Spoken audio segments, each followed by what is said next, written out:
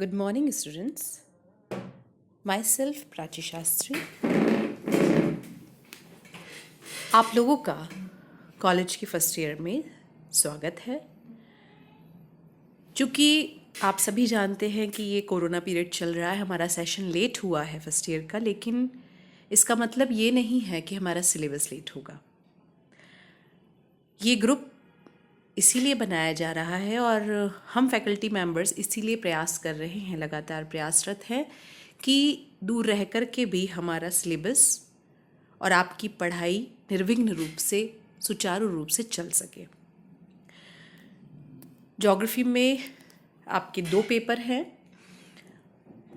Physical geography और geography of Rajasthan, और एक पेपर प्रैक्टिकल का है.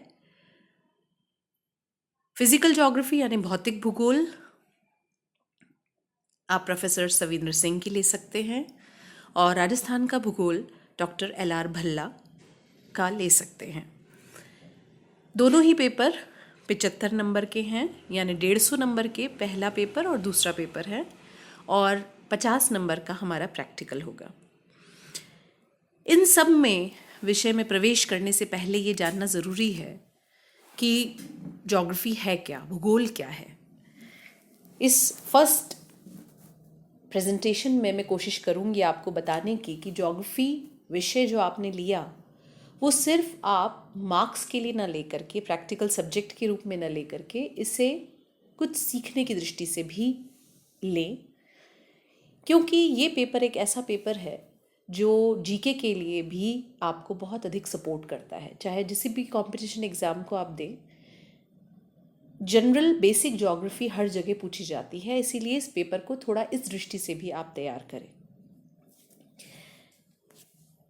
देखिए, अगर हम ज्योग्राफी की बात करते हैं कि ज्योग्राफी क्या है, भूगोल क्या है, तो भूगोल वास्तव में जियो प्लस ग्राफी 2 शब्द हैं, जिनका मतलब है जियो यानी अर्थ और ग्राफी माने डिस्क्राइब करना, वर्णन करना.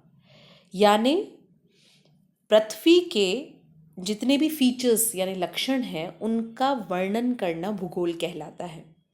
भूगोल शब्द का सर्वप्रथम प्रयोग इराटोस्थनीज ने किया था और पृथ्वी के मुख्य रूप से वो फीचर्स जिन्हें 2 पार्ट्स में कैटेगराइज किया गया है, बायोटिक एंड अबायोटिक, यानी जैविक और अजैविक. अजैविक तत्व या भौतिक तत्व जिनमें स्थल, जल और वायु सम्मिलित हैं, वे तत्व जिनके कारण जीवन संभव होता है वो अजैविक तत्व कहलाते हैं या भौतिक तत्व कहलाते हैं, और उन्हीं भौतिक तत्वों का अध्ययन हम भौतिक भूगोल में करते हैं. और जैविक तत्व जिनमें जीवन है, इन अजैविक तत्वों के कारण जो जीवन के विभिन्न रूप, जिनमें वनस्पति, जीव जंतु और मनुष्य सम्मिलित हैं. जीव जंतु और वनस्पति पूरी तरह पैसिव या इनएक्टिव, या प्रकृति द्वारा जिस प्रकार उनका स्वरूप निर्धारित होता है उसी रूप में वो अपना अस्तित्व बनाते हैं. जबकि जीवन का एक तीसरा महत्वपूर्ण रूप जिसे हम मनुष्य के रूप में जानते हैं, बहुत ही एक्टिव या सक्रिय तत्व के रूप में पृथ्वी पर विद्यमान है. लगातार पृथ्वी पर रूपांतरण करने के लिए मनुष्य बहुत अधिक जाना जाता रहा है, और इसीलिए इन्हीं हस्तक्षेपों के कारण कहीं न कहीं मर्यादाओं का उल्लंघन करने से भी मनुष्य ने इसका खामियाजा प्रकृति द्वारा समय समय पर भुगता भी है.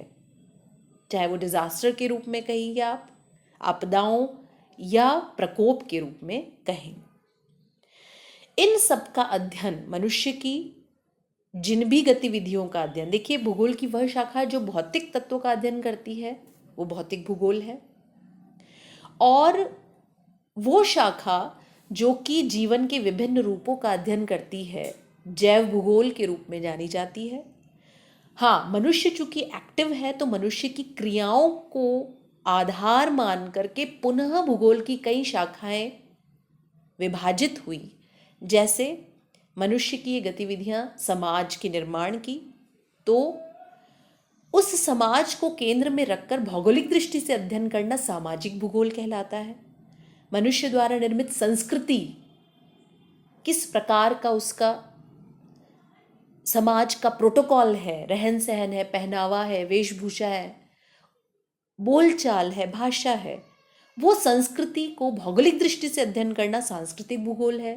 राजनीति, चूंकि मनुष्य ने अलग अलग देशों का संप्रभुत्व प्राप्त किया और उन संप्रभुत्व के आधार पर अलग अलग राजनीति का उसने आविर्भाव किया और इस राजनीति को केंद्र में रख करके भौगोलिक अध्ययन करना राजनीतिक भूगोल कहलाया। इसी प्रकार आर्थिक गतिविधियां अगर देखी जाएं तो मनुष्य की आर्थिक गतिविधियों को केंद्र में रखकर उन्हें भौगोलिक दृष्टि से अध्ययन करना आर्थिक भूगोल। फिर उसकी कई सब कैटेगरीज जैसे कृषि भूगोल, जैसे व्यापारिक भूगोल, वाणिज्यिक भूगोल, ये सभी मानवीय गतिविधियां केंद्र में रखकर भौगोलिक दृष्टि से अध्ययन करने के आधार पर अलग अलग शाखाओं का विभाजन हुआ। ज्योग्राफी जिसकी बात हमने की, दो ग्रीक वर्ड्स अर्थ और ग्राफी, जियोग्राफी यानी कि अर्थ का डिस्क्रिप्शन, जिसकी बात हम पहले भी स्टेट कर चुके हैं। और ये विषय जैसा कि स्लाइड में देख सकते हैं आप, अर्थ के सरफेस, पृथ्वी के धरातल और उसके प्रोसेस जिसकी वजह से वो शेप में आता है, और ह्यूमन और फिजिकल एनवायरनमेंट का इंटर रिलेशन, दोनों के अध्ययन को ज्योग्राफी या भूगोल कहा जाता है। इसमें आप देख सकते हैं कि ये जो स्लाइड देख रहे हैं आप, इसमें बहुत ही क्लियरली बताया गया है कि ये जो शाखाएं हैं फिजिकल ज्योग्राफी, जिसमें जो हमने बात की कि पृथ्वी पर दो तरह के तत्व हैं, भौतिक तत्व में स्थल, जल और वायु। स्थल का अध्ययन करने वाली शाखा को भौतिक भूगोल की शाखा, जो कि स्थलाकृतियों का वर्णन करती है, या स्थल पर चट्टान, स्थल पर महाद्वीपों के निर्माण, पर्वतों के निर्माण का अध्ययन करती है, उसे जियोमॉर्फोलॉजी या स्थलाकृति विज्ञान कहा जाता है। भौतिक भूगोल की वह शाखा जो जल, ओशन के निर्माण, ओशन के रिलीफ फीचर्स का अध्ययन करती है, उन्हें कहा जाता है ओशनोग्राफी या समुद्र विज्ञान। एटमॉस्फेरिक एक्टिविटीज या फिर वायुमंडलीय गतिविधियों का अध्ययन करती है, वायुदाब है, हवाएं हैं, वायुदाब पेटियां हैं, इनका अध्ययन, क्यों ये उत्पन्न हो रही हैं और क्या कारण है इनके पीछे, इनका अध्ययन करने वाली शाखा को जलवायु विज्ञान या मौसम विज्ञान, मेट्रोलॉजी एंड क्लाइमेटोलॉजी की संज्ञा दी जाती है। और फ्लोरा और फ्रौना यानी जीव जंतुओं का अध्ययन करने वाली शाखा को, भौतिक भूगोल की शाखा को जैव भूगोल के रूप में जाना जाता है। और जैसा हमने कहा कि बायोटिक फैक्टर्स में एक एक्टिव जो फैक्टर है वो है मनुष्य, जो कि लगातार प्रकृति से क्रिया करके, हस्तक्षेप करके निरंतर अपनी गतिविधियां संचालित कर रहा है। वो आर्थिक गतिविधियां भी करता है, वो अपना समाज बनाता है, अपनी संस्कृति बनाता है, अपने धर्म का विस्तार करता है, नगर बनाता है, राजनीति करता है, हिस्ट्री क्रिएट करता है इन सब माध्यमों से। और जिस तरह के जेंडर इश्यूज आते हैं, जिस तरह की जेंडर डिस्पैरिटीज देखने को मिलती है, उसके पीछे भी ज्योग्राफिकल फैक्टर्स रिस्पॉन्सिबल हैं, उनको एनालिसिस करने का प्रयास। इन सारी मनुष्य की गतिविधियों को भौगोलिक दृष्टि से अध्ययन करने वाली अलग अलग शाखाओं का आविर्भाव मानव भूगोल के अंतर्गत देखा जाता है। अब देखिए, ज्योग्राफी में भी डाइकोटॉमी है। पहली डाइकोटॉमी यानी द्वैधता है। पहली द्वैधता हमने देखी जो कि भौतिक भूगोल और मानव भूगोल के रूप में। दूसरी डाइकोटॉमी है रीजनल अप्रोच एंड सिस्टमैटिक, यानी कि प्रादेशिक और क्रमबद्ध भूगोल के रूप में। प्रादेशिक का मतलब है ऑल द ज्योग्राफिकल कैरेक्टरिस्टिक्स, वो सभी विशेषताएं जो कि एक रीजन, एक प्रदेश विशेष के संदर्भ में अध्ययन की जाती है, उन्हें कहा जाता है रीजनल ज्योग्राफी, रीजनल अप्रोच, यानी प्रादेशिक उपागम। वो रीजन एक पॉलिटिकल रीजन हो सकता है। पॉलिटिकल रीजन का मतलब जिसकी एक पॉलिटिकल बाउंड्री है। वो देश हो सकता है, वो राज्य हो सकता है, वो एक महाद्वीप हो सकता है। किसी भी रूप में एक प्रदेश विशेष का अध्ययन, उसमें आप जलवायु, उस प्रदेश की जलवायु का, उस प्रदेश की मृदा का, उस प्रदेश की उच्चावच का, समस्त का भौगोलिक दृष्टि से अध्ययन करेंगे, पर फोकस उस रीजन पे होगा। जबकि सिस्टमैटिक अप्रोच में कोई एक रीजन विशेष नहीं होता, अपितु क्रमबद्ध में क्रमानुसार, क्रम के अनुसार पूरे विश्व में, ग्लोब की दृष्टि से पूरे विश्व को केंद्रीभूत करके उनका अध्ययन किया जाता है। जैसे फॉर एग्जाम्पल रीजनल ज्योग्राफी में हम बात करें, ज्योग्राफी ऑफ राजस्थान, जैसे आपके फर्स्ट ईयर के दोनों पेपर की अगर हम बात करते हैं तो दोनों ही पेपर इसका एग्जाम्पल देते हैं। फिजिकल ज्योग्राफी, भौतिक भूगोल, इसमें समस्त भौतिक दशाओं का अध्ययन विश्व के संदर्भ में किया जाएगा, इसलिए इसे कहा जाता है भौतिक भूगोल, और इसे रखा जाएगा क्रमबद्ध उपागम के अंतर्गत। जबकि राजस्थान का भूगोल, इसमें राजस्थान की समस्त भौगोलिक दशाएं, यानी उच्चावच, मृदा, जल, एनिमल हस्बेंड्री, एग्रीकल्चर, सबका अध्ययन राजस्थान को केंद्र में रख के किया जाएगा। इसे रखा जाएगा रीजनल या प्रादेशिक अध्ययन के अंतर्गत। आशा करती हूँ ये डिफरेंस आपको समझ में आया होगा।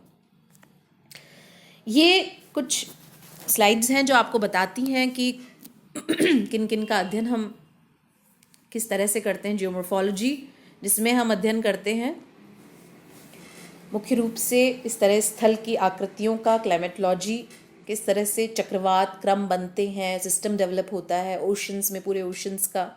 बायोजियोग्राफी में कहाँ पर किस प्रकार के फ्लोरा एंड फौना है, उनका अध्ययन किया जाता है। इसी तरह कल्चरल ज्योग्राफी, किसी स्थान विशेष की संस्कृति किस प्रकार की है और वो उस स्थान विशेष पर क्यों है, कौन से भौगोलिक फैक्टर्स हैं जिनमें क्लाइमेट है या वाटर अवेलेबिलिटी है, वह किस तरह से वहाँ की कल्चर को प्रभावित कर रहे हैं।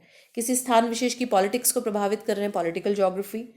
पॉपुलेशन ज्योग्राफी, किस तरह से किसी स्थान विशेष में जनसंख्या बहुत सघन है ज्योग्राफिकल फैक्टर्स के कारण और कहीं पर जनसंख्या बहुत विरल है। अर्बन ज्योग्राफी के अंतर्गत ये सारे अर्बनाइज्ड, हर जगह कोई अर्बन डेवलपमेंट बहुत ज़्यादा नहीं होता, किसी स्थान पर ज्योग्राफिकल फैक्टर्स के कारण अर्बनाइज्ड फैक्टर्स ज़्यादा इंपॉर्टेंस रख रहे हैं, अर्बनाइजेशन ज़्यादा हो रहा है, कहीं पर कम हो रहा है, उनका अध्ययन किया जाता है।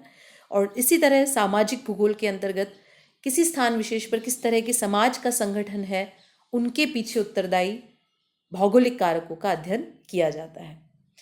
तो इस तरह से आशा करती हूँ कि आपको ये सारे जो ज्योग्राफी और ज्योग्राफी का मतलब, तात्पर्य, उसकी अलग अलग ब्रांचेस समझ में आई होंगी।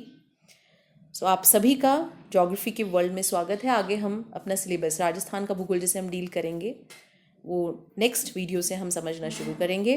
तब तक thank you and take care.